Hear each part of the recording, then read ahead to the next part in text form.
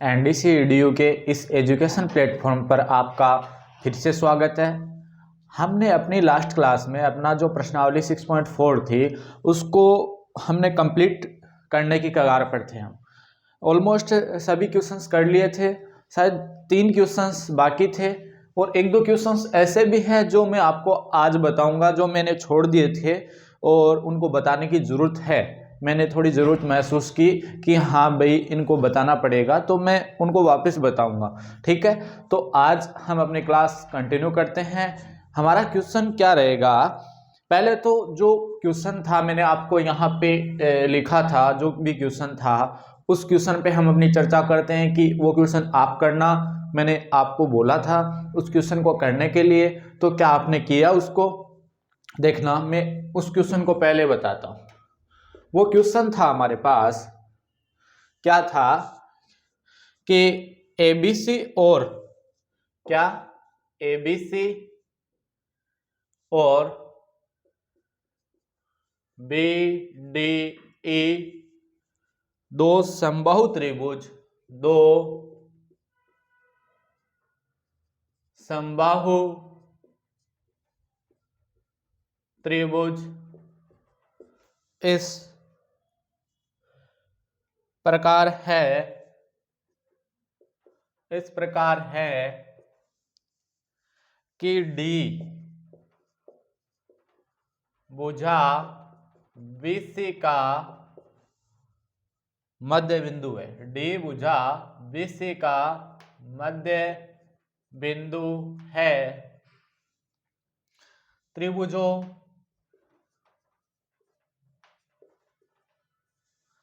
ABC और BD, त्रिभुजों ABC और BDE के क्षेत्रफलों का अनुपात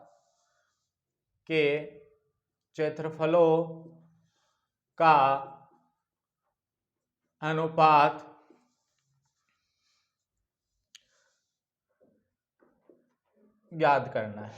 इनके क्षेत्रफलों का अनुपात हमें क्या करना था? ज्ञात करना था। फर्स्ट ऑप्शन हमारा था 2:1, सेकंड ऑप्शन हमारा था 1:2 और थर्ड ऑप्शन हमारा था 4:1 और डी जो ऑप्शन था वो हमारे पास था 1:4। तो एक बार मैं इस क्वेश्चन को वापस पढ़ता हूं। मैंने लास्ट क्लास में भी आपको ये क्वेश्चन बताया था बच्चों कि एबीसी बीडी दो समबाहु त्रिभुज है। तो हमारी जो फर्स्ट 6.1 प्रश्नावली थी इसमें बात हुई थी कि समबाहु त्रिभुज आपस में क्या होते हैं? समरूप होते हैं। बात हुई थी समबाहु त्रिभुज आपस में समरूप होते हैं। ये दोनों समबाहु त्रिभुज है। तो देखना मैं डायग्राम बनाता हूं। पहले तो ये ए बी और सी ये हमारे पास त्रिभुज है, समबाहु त्रिभुज है। इसका मतलब ये भुजा, ये भुजा, ये भुजा, तीनों भुजाएं बराबर है। उसके बाद में ये बोल रहा है डी है वो भुजा बीसी का, यहाँ इसका मध्य बिंदु है। ये बिंदु डी है यहाँ पे, मतलब मध्य बिंदु है। इसका मतलब बीडी बराबर डीसी है ना? बीडी बराबर डीसी। इसको ऐसे भी बोल सकते हैं ना। देखना मैंने पहले आपको बताया था कि बीसी बराबर 2 गुणा बीडी भी बोल सकते हैं, क्योंकि मध्य बिंदु है तो 2 गुणा बीडी भी बोल सकते हैं इसको। मतलब बीसी है वो बीडी का 2 गुणा है, क्योंकि बीसी बराबर क्या होगा? बीसी बराबर बीडी प्लस डीसी होगा। और जब बीडी और डीसी दोनों बराबर है तो बीसी बराबर BD plus BD, 1 BD 2 BD 1 BD. और अगर ये है कि BC बराबर BD प्लस DC होगा तो DC की जगह BD लिखेंगे तो ये आएगा BD प्लस BD। तो ये कितने BD? 2 BD, 2 BD हुए ना। तो इसका मतलब BC का मान क्या है? 2 गुणा BD है। अब देखना अन्य कोई त्रिभुज, ये कोई बिंदु E है वो यहाँ पे स्थित होगा, कोई बिंदु E यहाँ पे स्थित होगा। तो अन्य त्रिभुज कौन सा हो गया? BDE। ये भी क्या है? समबाहु त्रिभुज है। ये भी कैसा है? समबाहु त्रिभुज है। अब देखना जब समबाहु त्रिभुज है तो इसका मतलब ये भुजा और ये भुजा बराबर है, तीनों भुजाएं इसकी बराबर है। ये एक BD ऐसे बन रहा है, ये ट्राइंगल हमारे पास BDE बन रहा है ये वाला। इसमें ये भुजा, ये भुजा, ये भुजा बराबर है और ये के बड़े वाला ट्राइंगल है हमारे पास ए बी सी, इसमें भी ये तीनों बराबर है, तो दोनों समबाहु त्रिभुज है। तो आपको पता है समबाहु त्रिभुज आपस में कैसे होते हैं, समरूप होते हैं। समबाहु त्रिभुज का आपस में पता है कि हम यहां से अब आंसर लिखेंगे, आंसर क्या लिखेंगे कि समबाहु त्रिभुज क्या होते हैं, समरूप होते हैं। मैंने फर्स्ट क्लास में बताया था समबाहु त्रिभुज समरूप होते हैं, ये पता है ना, समबाहु त्रिभुज समरूप होते हैं। तो समरूप होते हैं तो देखना समरूप हैं तो प्रमेय 6.6 क्या पढ़ी थी हमने, प्रमेय 6.6 पढ़ी थी कि समरूप जब दो त्रिभुज जब समरूप है तो उनके क्षेत्रफलों का जो अनुपात है उनकी संगत भुजाओं के वर्गों के अनुपात के बराबर होगा। तो इसका मतलब अब यहां से इन त्रिभुजों की बात करें कि एरिया ऑफ एबीसी की बात करें बट्टे एरिया ऑफ बीडीई की बात करें तो देखना इन दोनों के क्षेत्रफलों का अनुपात ही हमें निकालना है। अब एबीसी की बात करें तो देखना इसमें हम बीसी भुजा ले रहे हैं क्योंकि हमारे पास यही गिवन है बीसी बराबर 2 गुणा बीडी है। अब इसमें बीसी ले रहे हैं ये वाली भुजा, तो इसमें कौन सी लेंगे, बीडी लेंगे। इसमें बीसी ले रहे हैं तो इसमें बीडी लेंगे, तो हम यहाँ पे कौन सी इसकी संगत भुजा, बीडी। ये वाला ट्राइंगल एबीसी है, इसमें एबीसी में अगर ये भुजा बीसी ले रहे हैं तो देखना इसकी संगत भुजा कौन सी है, बीसी की संगत भुजा बीडी, तो इसमें बीडी लेंगे। तो एरिया इनके क्या होगा, संगत भुजाओं के वर्गों के अनुपात के बराबर होगा। तो देखना अब हम क्या लिखेंगे, area of A B C बट्टे area of B D A बराबर, अब देखना बीसी बराबर कितना है, 2 गुणा बीडी है ना। बीसी की जगह 2 गुणा बीडी लिख सकते हैं, तो हमने लिख दिया बीसी की जगह 2 गुणा बीडी, इसका स्क्वायर बट्टे, अब ये इसका भी स्क्वायर है इसका भी स्क्वायर है, दोनों का स्क्वायर है ना बच्चों, तो ये बीडी का स्क्वायर। अब देखना बच्चों ये हमारे पास एरिया ऑफ त्रिभुज एबीसी का एरिया और ये क्षेत्रफल है बीडीई का क्षेत्रफल। अब देखना जब दोनों अंदर है 2 का स्क्वायर करेंगे तो 4 और बीडी का जब स्क्वायर करेंगे तो ये बीडी स्क्वायर बट्टे ये नीचे बीडी स्क्वायर हुआ ना बच्चों। अब जब बीडी स्क्वायर से बीडी स्क्वायर कैंसिल होगा तो देखना ये हमारे पास कितना आएगा, ये area of A B C बट्टे area of B D E बराबर 4 आ गया। आपको पता है जब किसी संख्या के नीचे कुछ नहीं होता है उसका मतलब बच्चों उसके नीचे उसका साथी कौन होता है, 1 होता है। इसका मतलब इसके नीचे कौन है, 1 है ना। अब ये कितना आ गया, एरिया इनके क्षेत्रफल का अनुपात कितना आ गया, 4:1। इसको ऐसे भी बोल सकते हैं ना, 4:1 इनका अनुपात निकल के आ गया। तो कौन सा ऑप्शन हमारा सही निकला बच्चों, सी ऑप्शन। तो हमने ये क्वेश्चन अपना कंप्लीट किया। अब चलते हैं हम इससे अगले वाले क्वेश्चन पे।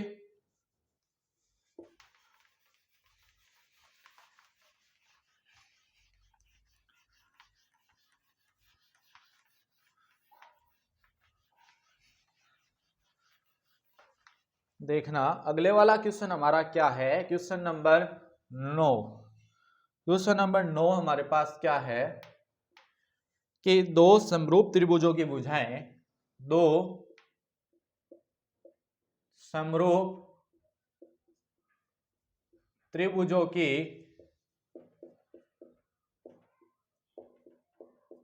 भुजाएं 4:9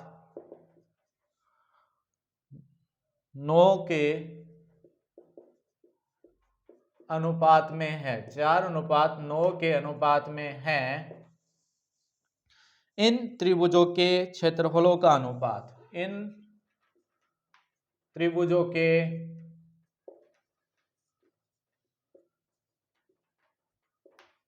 क्षेत्रफलों का अनुपात ज्ञात करो। अब मैं ऑप्शन नहीं लिख रहा, आप अपने आप ऑप्शन मैच कर लेना। मैं इसका सॉल्यूशन आपको सॉल्यूशन में इसका करवा देता हूं, आप अपने आप क्वेश्चन का जो आंसर है वो ऑप्शन में मैच कर लोगे, ठीक है। अब देखना दो समरूप त्रिभुजों की भुजाएं दे रखी है। दो समरूप त्रिभुजों की भुजाओं का अनुपात 4:2 दे रखा है। कोई भी हमने मान लिया कि कोई भी दो समरूप त्रिभुज है, ये मान लिया कि ये एबीसी है और एक हमारे पास समरूप त्रिभुज क्या है, डीएफ है। ये दोनों त्रिभुज कौन से कि त्रिभुज एबीसी समरूप है त्रिभुज डीईएफ के। ये हमने इसमें मान लिया कि दोनों त्रिभुज आपस में क्या है, समरूप है। अब आपको पता है समरूप त्रिभुज है तो इनकी संगत भुजाएं का अनुपात हमें दे रखा है और इनके क्षेत्रफलों का अनुपात पूछ रहा है। तो आपने प्रमेय 6.6 पढ़ी है कि समरूप त्रिभुज में जब दो त्रिभुज आपस में समरूप होते हैं तो उनके क्षेत्रफलों का जो अनुपात होता है उनकी संगत भुजाओं के वर्गों के अनुपात के बराबर होता है। ये हमने पढ़ा है। तो अगर हम यहां से देखेंगे कि एरिया ऑफ एबीसी बट्टे एरिया ऑफ डीईएफ, तो इनकी भुजाओं का अनुपात हमें दे रखा है कितना, 4:9। तो क्या होगा, इनका एरिया का जो अनुपात होगा इनके वर्गों के अनुपात के बराबर होगा। तो मतलब 4 का वर्ग 16 और 9 का वर्ग कितना, 81। तो अब हमारे पास कितना निकल के आ गया, इनका अनुपात जो क्षेत्रफलों का अनुपात है वो 16:81 निकल के आ गया। कौन सा ऑप्शन है, ये डी ऑप्शन आपका यहाँ पे राइट हो गया। तो क्वेश्चन नंबर 9 भी हमने कंप्लीट किया। पीछे के क्वेश्चंस में से अब एक क्वेश्चन और करते हैं हम, जो मेरे को लग रहा है कि आपको बताना चाहिए, तो मैं वो डिस्कस करता हूं आपके साथ।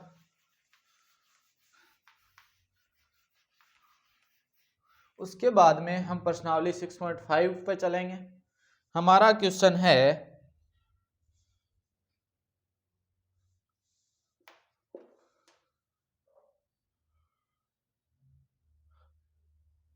Question number 5। क्वेश्चन नंबर 5 क्या है, एक त्रिभुज एबीसी की भुजाओं, एक त्रिभुज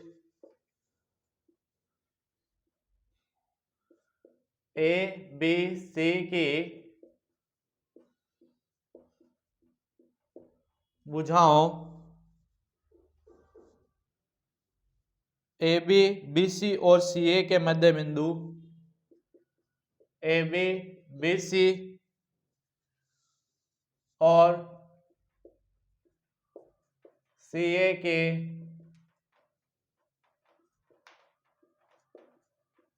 मध्य बिंदु क्रमशः डी ए और एफ हैं, डी ई एफ हैं। तो त्रिभुज डी ए एफ और त्रिभुज ए बी सी के क्षेत्रफलों का अनुपात ज्ञात कीजिए, के क्षेत्रफलों का अनुपात ज्ञात कीजिए। तो देखना इसको कैसे करेंगे हम, इस क्वेश्चन को कैसे करेंगे। पहले तो आपके माइंड में यही बात आ जानी चाहिए कि इनके क्षेत्रफल का अनुपात कब निकाल पाएंगे हम, जब हम इन दोनों त्रिभुज को आपस में समरूप सिद्ध कर देंगे। पहले तो हमें इन दोनों जो ट्रायंगल्स हैं एबीसी और डीएफ, इनको हमें समरूप सिद्ध करना होगा। उसके बाद में जब समरूप सिद्ध हो जाएंगे उसके बाद में क्या होगा, समरूप त्रिभुज होते हैं उनके क्षेत्रफलों का जो अनुपात होता है उनकी संगत भुजाओं के वर्गों के अनुपात के बराबर होता है। तो बच्चों वहां से हम इस क्वेश्चन को सोल्व आउट कर रहे होंगे। अब देखना कि एक तो त्रिभुज एबीसी है, मैं एक बड़ा ट्रायंगल ले रहा हूं, ये वाला ट्रायंगल है। देखना हमारा बच्चों, ये ट्रायंगल हमारा एबीसी क्या है, ए बी सी, ये हमारे पास ट्रायंगल है बच्चों। उसके बाद में बोल रहा है कि ए बी बी सी और सी ए, मतलब ए बी का जो मध्य बिंदु है वो डी है, ए बी का मध्य बिंदु डी। उसके बाद में ये बोल रहा है कि बी सी का मध्य बिंदु ई है। तो देखना बी सी का मध्य बिंदु ये रहा ई। उसके बाद में ये बोल रहा है कि ये सी ए का मध्य बिंदु, सी ए का मध्य बिंदु ये एफ है, तो ये रहा एफ। अब ये इन तीनों को मिला रहे हैं तो हमारे पास ये ट्राइंगल बन रहा है, कौन सा, डी ए एफ हमारे पास ट्राइंगल बन रहा है, ये वाला ट्राइंगल बन रहा है डी ई एफ।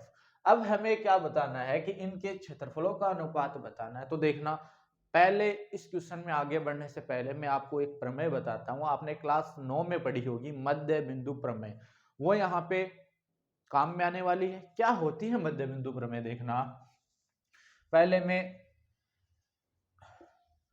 बता देता हूं कि मध्य बिंदु प्रमेय क्या होती है। मध्य बिंदु प्रमेय क्या होती है मैं यहीं पे बता रहा हूं, बाद में वापस से मैं इस पे चर्चा नहीं करूंगा क्योंकि क्लास 9th में आप इसको पढ़ के आए हो। देखना, जब कोई त्रिभुज होता है, त्रिभुज की मैं बोल रहा हूं, देखना त्रिभुज की किन्हीं दो भुजाओं के मध्य बिंदुओं को मिलाने वाला रेखाखंड। अब त्रिभुज की किन्हीं दो भुजाएं, एक तो ये भुजा, मैंने क्या बोला, त्रिभुज की किन्हीं दो भुजाओं के मध्य बिंदु, त्रिभुज की किन्हीं दो भुजा, देखना त्रिभुज की किन्हीं दो भुजा, कौन सी, एक तो ये वाली भुजा, एक ये वाली भुजा। बाद में क्या बोला, त्रिभुज की किन्हीं दो भुजाओं के मध्य बिंदु, इसका मतलब ये क्या है, ये भी मध्य बिंदु है और ये भी मध्य बिंदु है। त्रिभुज की किन्हीं दो भुजाओं के मध्य बिंदु को मिलाने वाला रेखाखंड, ये मिलाने वाला रेखाखंड, मान लिया ये हमने डी बिंदु है, ये बिंदु एफ है, मिलाने वाला रेखाखंड त्रिभुज की तीसरी भुजा के समांतर एवं उसका आधा होता है। तीसरी भुजा कौन सी बच गई, हमने दो भुजा तो ले ली, कौन सी, ए बी भुजा और ए सी भुजा, तीसरी भुजा बी सी बच गई। इसका मतलब ये जब दोनों मध्य बिंदु है, इसका मतलब डी एफ समांतर बी सी होगा, और तीसरी भुजा के समांतर एवं उसका आधा होता है, मतलब डीएफ का मान क्या होगा, मैं बोलूं तो डीएफ का मान क्या होगा, जो ये बीसी है इसका कितना होगा, बीसी का आधा, डीएफ का मान हमारे पास कितना होगा, बीसी का आधा होगा, डीएफ का मान कितना होगा, बीसी का आधा होगा। देखना, मैं वापस से मध्य बिंदु प्रमेय पे बात कर रहा हूं, आपने क्लास 9th में आप ये मध्य बिंदु प्रमेय पढ़ के आए हो, एक बार मैं वापस से, क्योंकि ये हमारे पास यहाँ पे काम में आने वाली है, तो अगर मैंने आपको इसके ऊपर वापस से चर्चा नहीं की तो आप क्वेश्चंस नहीं कर पाओगे, इसलिए मैं आपसे वापस से चर्चा कर रहा हूं। एक बार मैं इसको लिख रहा हूं कि मध्य बिंदु प्रमेय क्या होती है, कि त्रिभुज की किन्हीं, गौर करना, कि त्रिभुज की किन्हीं दो भुजाओं, त्रिभुज की किन्हीं दो भुजाओं के मध्य बिंदुओं को मिलाने वाला रेखाखंड। अब किन्हीं दो भुजाओं के मध्य बिंदु, ये दो भुजाएं, इनके ये मध्य बिंदु को मिलाने वाला रेखाखंड डीएफ, ठीक है, मिलाने वाला रेखाखंड त्रिभुज की तीसरी भुजा के समांतर एवं उसका आधा होता है। मतलब ये जो रेखाखंड है त्रिभुज की तीसरी भुजा बीसी, मतलब डीएफ समांतर बीसी होगा, और ये जो रेखाखंड डीएफ होगा वो बीसी का आधा होगा, ये मध्य बिंदु प्रमेय बोलती है। तो मैंने आपको ये प्रमेय बताई। अब देखना, मैं इनको रफ कर रहा हूं, अब मैंने जो भी था मैंने यहाँ पे आपको पूरा बताया है, अब मैं इनको रफ कर रहा हूं यहां से। अब वहां चलते हैं, वहां से देखना, ये बोल रहा है कि ये भी मध्य बिंदु है, डी भी क्या है, ये क्वेश्चन में बोल रहा है डी भी क्या है हमारे पास, मध्य बिंदु है। उसके बाद में ये बोल रहा है ई भी क्या है हमारे पास, मध्य बिंदु है, ए भी क्या है हमारे पास, मध्य बिंदु है, और एफ के बारे में भी ये क्या बोल रहा है कि ये भी हमारे पास क्या है, मध्य बिंदु है, तीनों मध्य बिंदु है।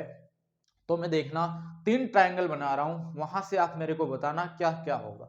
तीन ट्रायंगल कैसे बना रहा हूं, देखना, एक तो पूरा स्पष्ट शब्दों में बता रहा हूं, स्पष्ट समझाने के लिए मैं बना रहा हूं, वरना मैं इस क्वेश्चन को 5 बार 2 मिनट भी नहीं लगते, अभी 2 मिनट भी नहीं लगते करने में, सभी आपके लिए इतनी मेहनत हो रही है। अब देखना ये हमारे पास है ए बी सी, तीनों ट्रायंगल देखना, तीनों ट्रायंगल हमारे पास ये है ए बी सी के, ए बी सी, और ये वाला भी ए बी सी। अब देखना ये यहाँ पे मध्य बिंदु डी है, ये यहाँ पे मध्य बिंदु एफ है, समझाने के लिए देखना, ठीक है। ये मिड पॉइंट है, मध्य बिंदु है, ध्यान रखना। यहाँ पे देखना ये मध्य बिंदु डी, यहाँ पे ये मध्य बिंदु ई, तो ये इस प्रकार बन रहा है। उसके बाद में यहाँ पे मध्य बिंदु ए और ये यहाँ पे मध्य बिंदु एफ, तो ये इस प्रकार बन रहा है। तो देखना आप मेरे को एक बात बताओगे क्या, आप मेरे को एक बात बताओगे, क्या बात है। देखना मैं आपसे पूछूं कि यहाँ पे ये मध्य बिंदु है, ये मध्य बिंदु है, तो त्रिभुज की किन्हीं दो भुजाओं के मध्य बिंदुओं को मिलाने वाला रेखाखंड त्रिभुज की तीसरी भुजा के समांतर होता है। तो क्या आप ऐसे यहाँ से बोल सकते हो ना कि डीएफ समांतर बीसी होगा? कैसे? मध्य बिंदु प्रमेय से बोल सकते हो यहाँ से। तो एक बात तो ये मतलब डीएफ समांतर क्या होगा? बीसी होगा। ये डीएफ समांतर बीसी होगा, डीएफ समांतर बीसी होगा। और डीएफ का मान क्या निकलेगा? डीएफ का मान निकलेगा बीसी का आधा, ठीक है।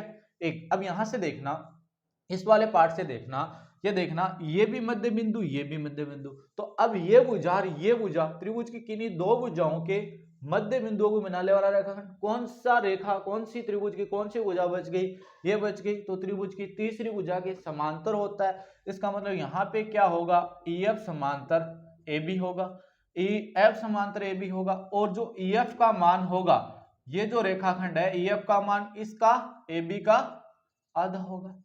कौन सी प्रमेय से? मध्य बिंदु प्रमेय से। सभी इस चित्र को, जो ये डायग्राम है, ये जो ट्रायंगल है, उसको पूरा खोला है मैंने, उसके बाद में मैं आपको समझाने की कोशिश कर रहा हूं। अब देखना यहाँ पे ये डी, अब ये दो भुजाएं आपस में मिल रही है, तो ये भुजा त्रिभुज की कौन सी बच गई? एस सी, इसके समांतर होगा।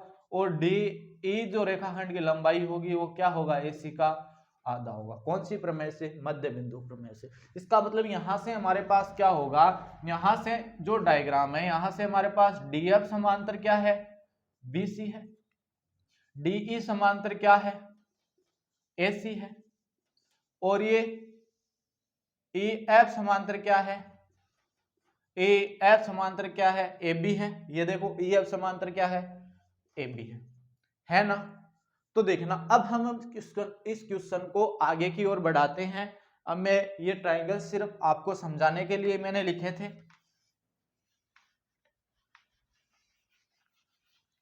अब हम चलते हैं, पहले क्वेश्चन को थोड़ा आगे बढ़ाते हैं। हम लिखेंगे पहले दिया है। अब हमें दिया हुआ क्या है कि दिया हुआ है कि एबीसी त्रिभुज, एबीसी में त्रिभुज एबीसी में भुजाओं AB BC और CA के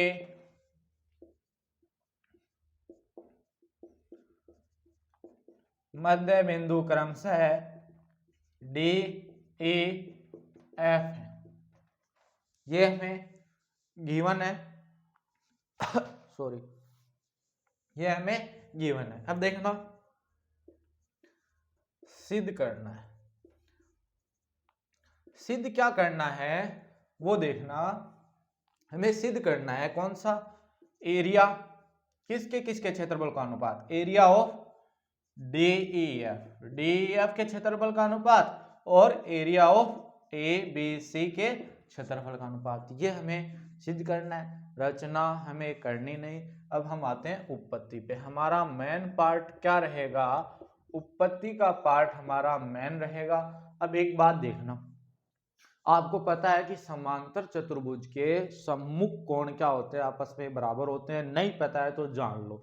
मैं एक बात यहां लिख रहा हूं, ये बात यहां पे बड़ी काम आएगी। क्या? समांतर चतुर्भुज के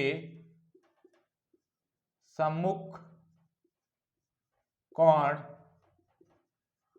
आपस में बराबर होते हैं। समांतर चतुर्भुज के सम्मुख कोण आपस में बराबर होते हैं। अब देखना आप एक बात देखना यहां से अब मैं हर एक चीज बना रहा हूं, देखना ये वाला बना रहा हूं। अब मैं ये है, ये इस प्रकार, ये इस प्रकार, ये इस प्रकार, कौन सा, ये डी, उसके बाद में ये एफ, उसके बाद में ये बी, उसके बाद में ई। ये देखना, आप देखना, अब मैंने क्या बोला था कि डी एफ है वो समांतर है बी सी के, डी एफ समांतर बी सी के, ये बोल रखा है ना यहां से, अरे बोल रखा है ना डी एफ समांतर बी सी के। तो देखना क्या बीसी में बी भी तो आ रहा है ना, तो डी एफ समांतर बी भी तो होगा ना, डी एफ समांतर बी भी होगा। उसके बाद में देखना मैंने बोला था कि ई एफ समांतर क्या होगा, ई एफ समांतर ए बी, तो ये ए बी में बी डी भी तो आ रहा है ना बी डी, इसका मतलब ई एफ समांतर बी डी भी तो होगा। तो देखना ये भुजा ये आपस में समांतर है, ये आपस में समांतर है, इसका मतलब एक कैसा चतुर्भुज है, समांतर चतुर्भुज है। तो समांतर चतुर्भुज के सम्मुख कोण क्या होते हैं, आपस में बराबर होते हैं। समांतर चतुर्भुज के सम्मुख कोण आपस में बराबर होते हैं, ये पता है आपको समांतर चतुर्भुज में। देखना तो ये कोण और ये कोण आपस में क्या होंगे, अरे ये कोण और ये कोण आपस में क्या होंगे, बराबर होंगे। इसका मतलब ये वाला कोण और ये वाला कोण दोनों आपस में बराबर होंगे। मैं आपको समझा रहा हूं। उसके बाद में देखना एक ये वाला समांतर चतुर्भुज बन रहा है, ये वाला बन रहा है, ऐसे ही देखना ये समांतर है, ये समांतर है, इसका मतलब इस समांतर चतुर्भुज के ये वाला कोण और ये वाला कोण दोनों बराबर होंगे। दोनों सम्मुख कोण समांतर चतुर्भुज के सम्मुख कोण आपस में बराबर होते हैं, ये बराबर होंगे।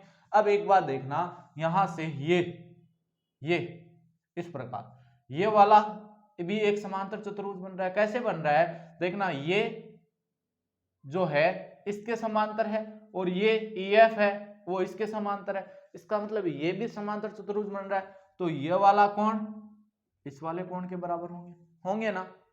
तो मैं देखना अब दोनों ट्रायंगल ले रहा हूं, दोनों ट्रायंगल्स ले रहा हूं मैं, कौन से मैंने जो भी कॉन्सेप्ट यहाँ पे यूज हुआ है वो कॉन्सेप्ट सिर्फ समांतर चतुर्भुज वाला कॉन्सेप्ट यूज हुआ है कि समांतर चतुर्भुज के सम्मुख कोण बराबर होते हैं। और यहाँ आपको समांतर चतुर्भुज दिखाई दे रहे होंगे, हमने ये समांतर चतुर्भुज लिया, उसके बाद में ये समांतर चतुर्भुज और उसके बाद में ये समांतर चतुर्भुज। अब मैं सभी अलग अलग नहीं बना सकता क्योंकि ज्यादा टाइम वेस्ट होगा, तो आप प्लीज एक बार थोड़ा अलग से बनाकर समझने की कोशिश कीजिएगा, जरूर समझ में आएगा, ठीक है। तो देखना अब उत्पत्ति में हम कौन से त्रिभुज ले रहे हैं, दोनों त्रिभुज ले रहे हैं जो हमें चाहिए, दोनों त्रिभुज ले रहे हैं जो हमें चाहिए। पहले हम बात यहाँ पे डिसाइड करते हैं कौन से कि समांतर चतुर्भुज, पहले यहाँ पे लिख देते हैं हम कि कौन से समांतर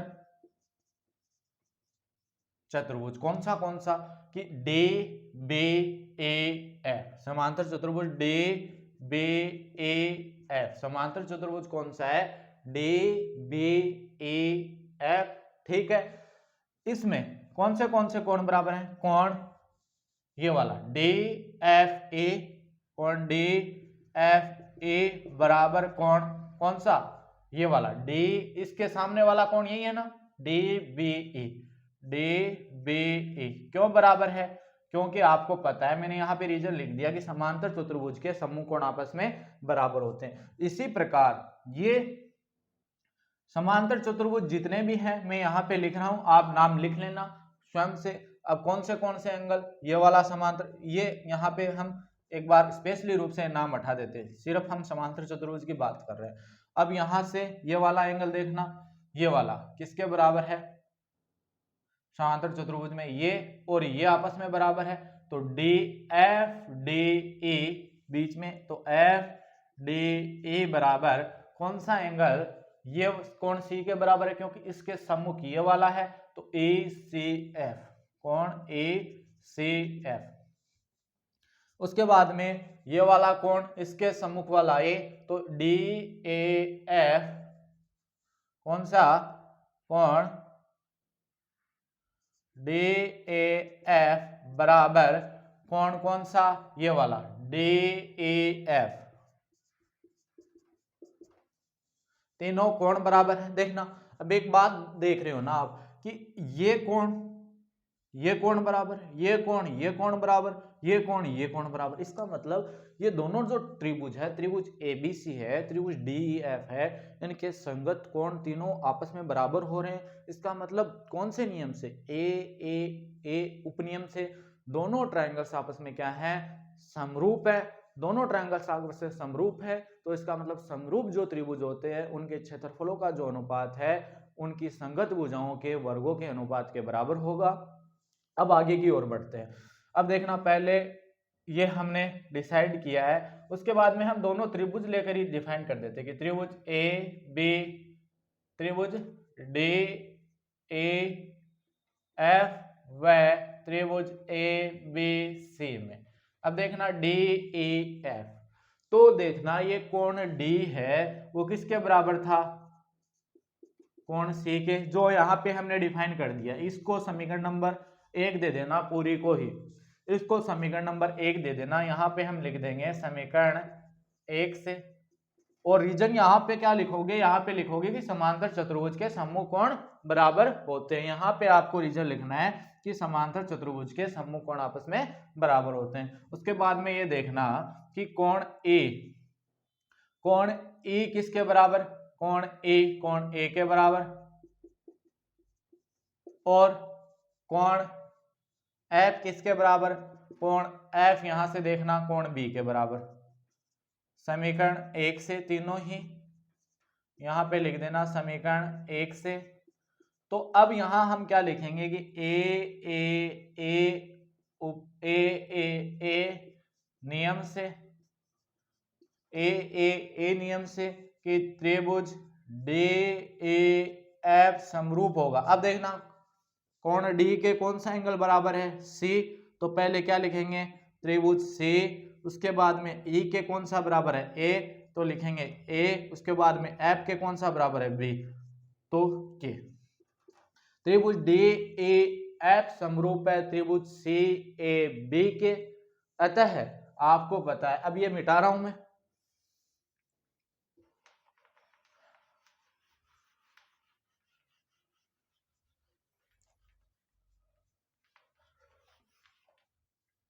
अतः आपको क्या पता है कि समरूप त्रिभुजों का जो क्षेत्रफल होता है कि प्रमेय 6.6 से। अब अतः है प्रमेय 6.6 से जो मैंने आपको कराई है कि समरूप त्रिभुजों का क्षेत्रफल उनकी संगत भुजाओं के वर्गों के अनुपात के बराबर होता है। इसका मतलब area of D A F बट्टे area of A B C. अब वहां से देखना, वहां से हमें अगर हम ये डी बुझा ले रहे हैं, डी इसमें डी ले रहे हैं तो इसमें कौन सी लेंगे? फर्स्ट सेकंड वाली भुजा ले रहे हैं तो इसमें सी ए लेंगे। डी ले रहे हैं तो इसमें कौन सी लेंगे? सी ए लेंगे, या फिर ए सी लेंगे, तो ये ए सी इनके क्या स्क्वायर के बराबर होगा, इनके वर्ग के अनुपात के बराबर होगा संगत भुजाओं के। अब यहां से अगर हम देखें तो देखना डी का मान, यहां से मैंने और भी बातें बताई थी आपको कि डी एफ का मान कितना होगा? बीसी के समांतर है तो बीसी का आधा होगा। उसके बाद में मैंने बताया था डी, ये बाहर जा रहा होगा थोड़ा, डी का मैंने बताया था डी का मान किसका आधा होगा? डी एसी के समांतर है तो एसी का आधा होगा, ये मैंने बताया था। या फिर इसको ऐसे भी बोल सकते हैं ना कि एसी दुगुना होगा किसका? डी का, ऐसे भी बोल सकते हैं ना, एसी किसका दुगुना होगा? डी का। तो देखना ये मैं यहाँ पे ये डी बट्टे एसी की जगह 2 गुणा डी लिख सकते हैं, तो 2 गुणा डी इनका स्क्वायर। तो ये डी का स्क्वायर और नीचे वाली जो है संख्या तो 2 का स्क्वायर 4 गुणा डी का ये स्क्वायर, तो डी के स्क्वायर से डी का स्क्वायर कट गया, तो क्या आ जाएगा? एरिया ऑफ डी एफ और एरिया किसका? ए बी सी का। अब ऊपर कट गया तो कितना बचा? ऊपर 1 और नीचे 4। इसका मतलब इनका अनुपात कितना आ गया? 1:4 हमारे पास निकल के आ गया। अब लास्ट में आपको लिखना है इति सिद्धम प्रूव दैट।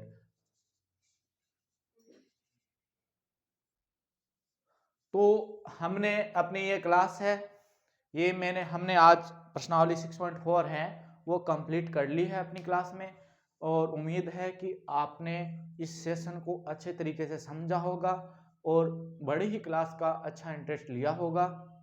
आप हमारे साथ ऐसे बने रहिए, अपना प्यार हमें देते रहिए। धन्यवाद।